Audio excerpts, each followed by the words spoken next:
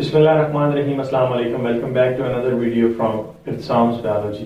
Dear students, इससे previous video के अंदर हमने मेनली बात की थी ह्यूमन गैसेस एक्सचेंज के बारे में, ह्यूमन रेस्पिरेटरी सिस्टम के बारे में, ह्यूमन रेस्पिरेशन के बारे में। आज की इस वीडियो के अंदर हम रेस्पिरेशन इन प्लांट्स के बारे में पढ़ेंगे और वी कैन से कि कैसे प्लांट्स जो हैं वो गैसेस एक्सचेंज करते हैं। अब यहाँ पर देखें, सबसे पहले तो इसका इंट्रोडक्शन होना चाहिए ना। गैसेस एक्सचेंज से क्या मुराद है? गैसेस एक्सचेंज से मुराद है कि गैसों का बाहिमी तबादला हमने करना है। इट्स मीन कि अगर मैं यहाँ पर सबसे पहले ह्यूमंस की बात करूं, ह्यूमंस को जो है वो लिखूं और इधर मैं लिख दूं प्लांट्स को, तो ये क्या है? दो ऑर्गेनिज्म है। ये ऑर्गेनिज्मिक टाइप जो है आपके पास क्या होती है? रेस्पिरेशन और we can see gases exchange है। इसमें ह्यूमंस क्या कर रहे हैं? ऑक्सीजन O2 को इन कर रहे हैं और इसी तरह से CO2 को क्या कर रहे हैं? आउट कर रहे हैं। लेकिन in the case of plants CO2 को ले रहे हैं और ऑक्सीजन को क्या कर रहे हैं? डे टाइम में आउट कर रहे हैं। तो इस तरह से इन दोनों ऑर्गेनिजम्स के अंदर जो गैसेस का एक्सचेंज होता है, गैसेस एक्सचेंज जो तबादला होता है, एक गैस को लेना दूसरी गैस को दे देना, dear students, this is called gases exchange.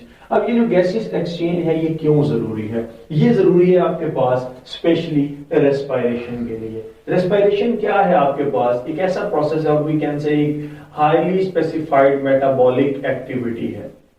अब ये जो मेटाबॉलिक एक्टिविटी है इसका काम क्या है? इसका काम है क्या करना? हमारे लिए एनर्जी बनाना, हमारे लिए एनर्जी को प्रोड्यूस करना। प्लांट प्रोड्यूसर है तो वो भी किसकी बेस पे? रेस्पिरेशन की बेस पे, डियर स्टूडेंट्स। इसी तरह से जो आपके पास वो जो एनर्जी इस्तेमाल करते हैं वो भी किस बेस पे करते हैं? रेस्पिरेशन की बेस पे करते हैं। ठीक है, इस तरह से हम देखते हैं कि फोटोसिंथेसिस जो आपके पास है, बेसिकली ये आपके पास क्या है? रेस्पिरेशन को आप दो मीनिंग में लेते हैं। वो कैसे है मैं आपको भी बताता हूं। एक है ऑर्गेनिज्मिक और दूसरा है सेलुलर। ऑर्गेनिज्मिक में क्या होता है डियर स्टूडेंट्स? ऑर्गेनिज्मिक में गैसेस एक्सचेंज होता है, जैसे मैंने आपको बता दिया। और ये गैसेस एक्सचेंज क्यों जरूरी है मैं वो ये भी आपको बताने लगा हूं। गैसेस एक्सचेंज इसलिए जरूरी है ताकि सेलुलर रेस्पिरेशन हो सके। Now what is cellular respiration?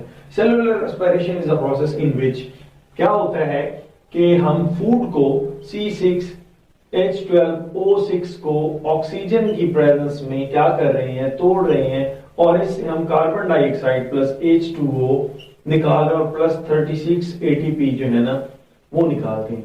ये ATP चाहे ह्यूमन हो, चाहे प्लांट्स हो, चाहे आपके पास माइक्रो ऑर्गेनिज्म हो जिनके अंदर एनाएरोबिक रेस्पिरेशन होती है डियर स्टूडेंट्स, उनके अंदर भी क्या होता है? उनकी लाइफ एक्टिविटीज को कंट्रोल करने के लिए एटीपी जो है वो बहुत ज्यादा जरूरी होती है। आपने आगे फिर रेस्पिरेशन के बारे में पढ़ा है प्रीवियस चैप्टर्स के अंदर कि सेलुलर रेस्पिरेशन में फिर आगे आपके पास आ जाते हैं कुछ ऐसे सेल्स होते हैं जो प्रोकैरियोटिक हैं, कुछ ऐसे हैं जो यूकैरियोटिक हैं। यूकैरियोटिक सेल्स के अंदर मोस्टली आपके पास क्या होती है? एरोबिक रेस्पिरेशन होती है और प्रोकैरियोट्स में जो है वो आपको एनारोबिक देखने को मिलती है, जिसमें ethanol formation plus lactic acid formation जो है ना वो हो रही होती है और प्लस वहां पर जो आपके पास ओनली 2% ऑफ एटीपी जो है ना वो बन रहे होते हैं। टोटल ग्लूकोज जो यूटिलाइज होती है, यहाँ पर ये मैं लिख दूं 6, यहाँ पे लिखना था, ठीक हो गया। तो इस तरह से ये आपके पास क्या है? सेलुलर रेस्पिरेशन है। और ये आपके पास कौन सी? Organismic respiration. इसमें आपके पास क्या आ जाता है? गैसेस एक्सचेंज में ब्रीदिंग आ जाता है। इसमें फिर आगे फर्दर मैंने आपको बता रखा है कि वेंटिलेशन, एक और बात बता रखी है कि एक्सपायरेशन एंड इंस्पायरेशन। हाँ, सांस को अंदर लेकर जाना और सांस को बाहर लेकर आना, जिसमें हम ऑक्सीजन को अंदर लेकर जा रहे हैं और कार्बन डाइऑक्साइड को बाहर लेकर आ रहे हैं। इसी तरह से प्लांट्स क्या करते हैं? कार्बन डाइऑक्साइड को अंदर लेकर जाते हैं और डे टाइम में ऑक्सीजन को बाहर लेकर आते हैं। तो इस तरह से डियर स्टूडेंट्स ये आपके पास दोनों का डिफरेंस आपको आई होप कि समझ आ गई होगी। नेक्स्ट है जी gases exchange in water and air. Air और वाटर के अंदर जो गैसेस एक्सचेंज है उसको आपने क्या करना है? कंपेयर करने जा रहे हैं। इंपॉर्टेंट शॉर्ट क्वेश्चन है। इसमें सबसे पहला आता है कि जो गैसेस एक्सचेंज होता है इसके पीछे जो मेन प्रोसेस है वो है डिफ्यूजन का। तो अब आप खुद बता सकते हैं डिफ्यूजन का मतलब क्या है? The movement of molecules from the area of higher concentration to the area of lower concentration. Move करने के लिए कोई पर्टिकुलर मीडियम तो चाहिए होगा ना, तो यहाँ पर आपको मीडियम, ऑब्वियस सी बात है कि एयर अच्छा रहेगा एज कंपेयर टू वाटर, क्योंकि वाटर के अंदर जब आप गैस को करते हैं तो वो डिफ्यूज नहीं होती बल्कि वो एक बबल सा बन के, एक बुलबुला सा बन के ऊपर की तरफ सरफेस की तरफ आना जो है वो शुरू कर देती है। तो हम कहते हैं कि air is better medium than water, why justify. ये एक शॉर्ट क्वेश्चन है कि यहाँ पर आप इसको कैसे कर सकते हैं। रीजन ये है कि एयर के अंदर तकरीबन आपको पता है ना, एयर के अंदर जो स्पेसेस होती हैं वो ज्यादा होती है, मॉलिक्यूल दूर दूर है, स्पेसेस ज्यादा है, तो जिस चीज के अंदर स्पेस ज्यादा होगी वहां पर जो है वो डिफ्यूज करने की जो कैपेबिलिटीज हैं वो भी क्या हो जाएंगी, ज्यादा।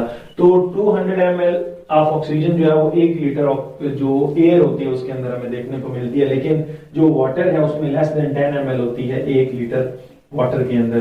तो इस वजह से हम कहते हैं कि यहाँ पर ऑक्सीजन को रखने की कैपेबिलिटीज जो है वो ज्यादा है, स्पेस जो है वो ज्यादा है। उसके बाद O2 diffuse 8000 times greater in air than water, ये ज्यादा डिफ्यूज करती है। वही बात, डिफ्यूज वही चीज करती है जिसको आगे आगे स्पेस मिलती जाएगी। नेक्स्ट पॉइंट है water is 8000 time denser then air, ये वही बात उसको उल्टा दिया गया कि वाटर जो है वो 8000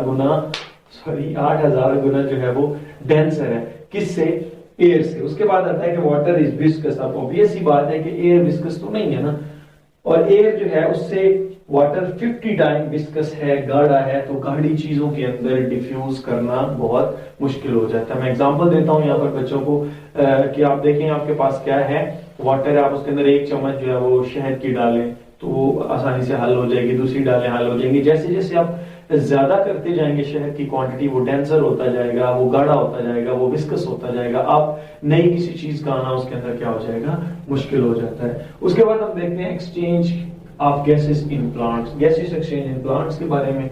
तो गैसेस एक्सचेंज या प्लांट्स में किन किन पोर्शन से होता है, पर्टिकुलर यहाँ पर तो ऑर्गन नहीं है, जैसे हमारे पास क्या है, नॉस्ट्रल्स एंड नेजल कैविटी, उसके बाद फेरिंग्स, लेरिंग्स, नेक्स्ट हमारे पास क्या आता है, ब्रोंकाई जो है, trachea, bronchi, bronchioles and then lungs आते हैं, एल्वोल है उसके अंदर। लेकिन यहाँ पर कोई ऐसी चीज हमें देखने को नहीं मिल रही, कोई पर्टिकुलर ऑर्गन मौजूद नहीं है। तो ये कैसे गैसेस एक्सचेंज करते हैं, तो सबसे पहले जो इनके पास ऑर्गन है उनमें सबसे पहले है लीव। लीव के जरिए ये बहुत ज्यादा काम करते हैं, रेस्पिरेशन भी कर रहे होते हैं लीव के अंदर, डियर स्टूडेंट, ये फोटोसिंथेसिस का प्रोसेस भी कर रहे होते हैं, और गैसेस एक्सचेंज में भी जो है ना वो हेल्पफुल होते हैं लीव। तो ये बड़े पर्टिकुलर, मैं तो इनको सोलर प्लेट ही कहता हूँ, जो हमारे लिए क्या बनाती है, ग्लूकोज बनाती है। तो यहाँ पर अगर देखा जाए तो लीफ का स्ट्रक्चर मैं आपको थोड़ा सा समझा दूं। ये जो आपको नजर आ रही है ये एपिडर्मिस है, ठीक है, अपर एपिडर्मिस, और ये आपको लोअर एपिडर्मिस जो है ना वो देखने को मिलती है। इसके अंदर ये आपके पास जो है ना वो पेलिसाइड्स मीजोफिल सेल्स हैं, पेलिसाइड मीजोफिल सेल, और ये आपके पास स्पॉन्जी मीजोफिल सेल्स हैं। ये इसके बंडल शीथ सेल्स होते हैं, बंडल शीथ सेल्स, और इसके अंदर जाइलम एंड फ्लोएम और स्टील, वुल्केंस स्टील, हम इसको ऐसे कर देते हैं, स्टील इसके पास मौजूद है। लेकिन इसके जो लोअर एपिडर्मिस है यहाँ पर आपको ये ग्रीन कलर के और ये रेड कलर के कुछ पर्टिकुलर स्ट्रक्चर नजर आ रहा है, दिस इज कॉल्ड स्टोमेटा। अब ये स्टोमेटा की दोनों साइडों पर कौन से सेल्स हैं, गार्ड सेल। ये एपिडर्मिस के अंदर वाइट वो सेल्स होते हैं जो फोटोसिंथेटिक होते हैं, गार्ड सेल्स। अब यहाँ पर क्या होगा डियर स्टूडेंट्स, आप इसके स्ट्रक्चर को आपने देख लिया, तो ये देखें stomata air surface and mesophyll cells, ये वो पर्टिकुलर स्ट्रक्चर है जो इसके गैसेस एक्सचेंज में हेल्प कर रहे थे। सबसे पहले स्टोमेटा, स्टोमेटा तो ओपनिंग है, स्टोमेटा तो पाथवे प्रोवाइड करेंगी कि यहाँ से क्या करो जी, कार्बन डाइऑक्साइड बाहर से ले आओ और मेरे से ऑक्सीजन जो है वो बाहर निकाल दो, छोड़ दो। और रात के वक्त ये स्टोमेटा आपको पता है बंद होते हैं, ये डे टाइम में जो है ना ये ओपन होते हैं। उसके बाद ये टोटल जो आपके पास अगर लीफ देखा जाए तो उसके पर सेंटीमीटर क्यूब के ऊपर ये तकरीबन 12,000 जो है वो देखने को हमें मिलते हैं। ये वही स्ट्रक्चर है जो गैसेस एक्सचेंज में मेनली हेल्प कर रहे होते हैं। तो उसके बाद हमारे पास आते हैं एयर सरफेस। अगर आप पूरे का पूरा लीफ देखते हैं तो उसका टोटल जो तकरीबन आपके पास 40% उसका वॉल्यूम है, वो डियर स्टूडेंट्स किससे मिलकर बना हुआ है, वो आपके पास स्पेस से मिलकर बना हुआ है, खाली जगह। वो कहते हैं जैसे हनी कॉम्ब होती है, just like that surface area को जो है यहाँ पर प्रोवाइड किया गया है ताकि क्या हो सके कि जो आपके पास एयर है वो आसानी के साथ इन स्पेसेस के अंदर क्या कर सके, डिफ्यूज कर सके। एंड आई होप कि अब आपको समझ आए, जितनी एयर डिफ्यूज करेगी उतना गैसेस एक्सचेंज जो है वो ज्यादा होगा, क्योंकि कार्बन डाइऑक्साइड को ये सेल, चूंकि ये फोटोसिंथेटिक है तो ये सेल इसको क्या करेंगे, कैप्चर करेंगे मीजोफिल सेल, क्योंकि इसके पास क्लोरोप्लास्ट मौजूद है और क्लोरोप्लास्ट के स्ट्रोमा में कैल्विन साइकिल ने जो है वो रन करना, और कैल्विन साइकिल के लिए डियर स्टूडेंट्स आपको क्या जरूरी है, कार्बन डाइऑक्साइड जरूरी है। तो इस वजह से ये आपके पास 40% अराउंड। उसके बाद आते हैं मीजोफिल सेल्स, वो आपको मैंने ऑलरेडी बता दी है। तो mesophyll cell directly gaseous exchange में हेल्प कर रहे होते हैं, ठीक है। माइटोकॉन्ड्रिया जो है आपके पास, माइटोकॉन्ड्रिया डियर स्टूडेंट्स क्या करता है, कार्बन डाइऑक्साइड को प्रोड्यूस करता है, किसके जरिए, आपके पास सेलुलर रेस्पिरेशन के जरिए। नेक्स्ट हमारे पास आता है बायोस्टेम। स्टेम जो है,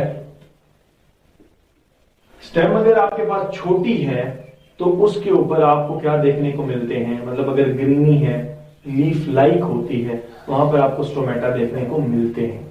लेकिन अगर आप बात करते हैं कि अगर स्टेम वुडी हो गई है तो जो उसका कॉर्टिकल रीजन होता है, ये कॉर्टेक्स होता है, वहां पर आपको लेंटिसेल्स, ये भी ओपनिंग होती है छोटी छोटी, वो देखने को मिलती हैं, जो कि गैसियस एक्सचेंज में बहुत ज्यादा हेल्प कर रहे होते हैं। ये स्टेम के ऊपर मौजूद होते हैं छोटे छोटे पोर्स, छोटे छोटे सुराख। उसके बाद आता है बाय रूट्स। रूट्स जो होती हैं, यहाँ पर भी गैसियस एक्सचेंज होता है, लेकिन आपको पता होना चाहिए कि रूट्स में पर्टिकुलर स्ट्रक्चर्स मौजूद होते हैं लाइक रूट हेयर्स। तो ये वो सारे का सारा कॉम्प्लेक्स क्या करता है, जो आपके पास सॉइल होती है ना, सॉइल में जो ऑक्सीजन मौजूद होती है या सॉइल में जो कार्बन डाइऑक्साइड मौजूद होती है, उनका एक्सचेंज आपस में क्या करते रहते हैं, with the passage of time roots की मदद से करते रहते हैं।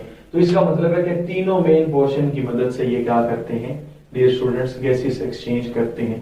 एंड आई होप कि आपको ये लेक्चर अच्छा लगा होगा। Stay connected, thank you and Allah Hafiz.